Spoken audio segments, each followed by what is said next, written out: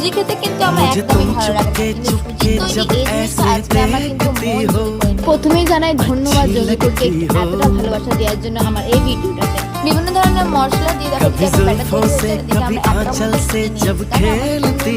আর তোমরা তোমাদের স্বাদ মতো সুজিটাকে কড়াইয়ের মধ্যে দিয়ে এভাবে একটু মিক্স করে নিতে হবে। আর দেখতে দেখো কিন্তু দারুণই লাগছে। তারপর আগে থেকে সেদ্ধ করে রাখা আলুটাকে এভাবে গ্রাইন্ড করে নিতে হবে। মিক্সচার আর এই আলু সেদ্ধটাকে আবার কিন্তু ভালোভাবে হাত দিয়ে ম্যাশ করে নিতে হবে, যাতে একে অপরকে ভালোভাবে লেগে যেতে জিনিসটা। আর তারপর একটা পাতলা দেখো এরকম একটা ক্যারি নিয়ে তার উপরে কিন্তু তেল মাখিয়ে নিতে হবে, যাতে এই ব্যাটারটা দেওয়ার সময় যাতে গায়ে না লেগে যায়। আর তারপরে ওটা অর্ধেকটা দিয়ে বাকি অর্ধেকটাকে এইভাবে কিন্তু চাপা দিয়ে দিতে হবে আর একটা বেলুন দিয়ে সেটাকে এইভাবে ব্লেন্ড করে নিতে হবে, যাতে চারিদিক ভাবে ভালোভাবে ছড়িয়ে যায়। আর দেখো এই জায়গাটা একেবারে রুমালি পরোটার মতো দেখতে লাগছে না এই জিনিসটাকে। আর তারপর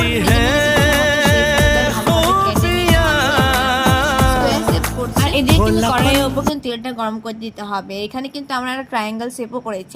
আর গরম তেলের ওপর এই যে তৈরি করা এই শেপগুলো কিন্তু ভালোভাবে কিন্তু গরম তেলের উপর ভালোভাবে ভেজে নিতে হবে। আর তৈরি হয়ে যাবে কিন্তু আজকাল সন্ধ্যার স্পেশাল সুজি আর আলুর তৈরি স্পেশাল একটা, কি বলবো এটাকে, তোমরাই কমেন্ট করে আমাকে বলে ফেলো।